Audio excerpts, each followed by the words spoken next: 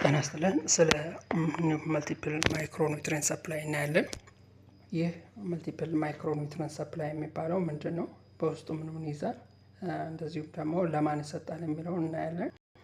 መልቲፕል ማይክሮኒውትሪየንት ሰፕላይ ስንል በውስጡ ወደ 15 የሚሆኑ ማይክሮኒውትሪየንትን የያዘ ነው፣ አይረን እና ፎሊክ አሲድን ጨምሮ።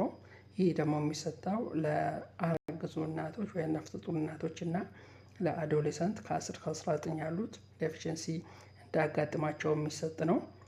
ይህ በአሁኑ ሰዓት እንግዲህ ከዚህ በፊት ነፍሰ ጡሮች አይረን እና ፎሊክ አሲድ ብቻ ይወስዱ ነበር።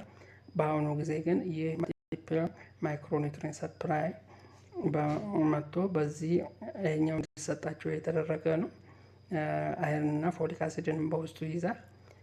በተጨማሪ ይህ መውሰዳቸው ለምን አስፈለገ ከተባለ ጥናቶች እንደሚያሳዩት ከሆነ እናቶች ላይ የተከሰተው 41.8 ከሚሆኑት እናቶች 50% ብቻ ናቸው በአይረን እና በፎሊክ አሲድ ዴፊሽንሲ የተጠቁት። 50% የሚሆኑት ግን በሌላ ኒውትሪየንቶች ዴፊሽንሲ ነው የተጠቁት፣ እንደ ቫይታሚን እና ሚነራል የመሳሰሉት ማለት ነው። ስለዚህ እነዚህን 50% የሚሆኑትን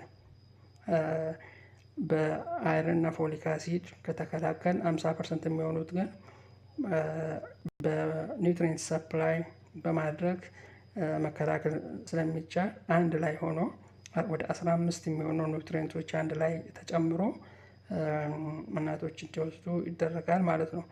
ስለዚህ ይሄ አወሳሰዱ በቀን አንድ ፍሬ ሲሆን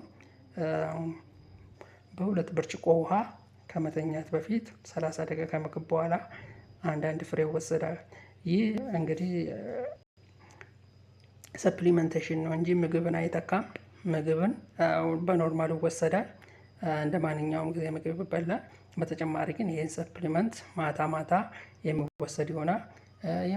የመርሳት እንትን ሊኖር ስለሚችል የትዳር አጋሮች ደግሞ በማስታወስ እንዲሰጡ አስታውሶ እንዲወስዱ እንዲያደርጉ ይመከራል ማለት ነው።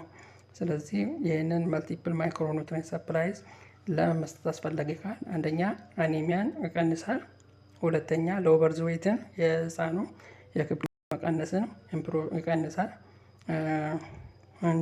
ክብደታቸው እንዳይቀንስ ያደርጋል ማለት ነው።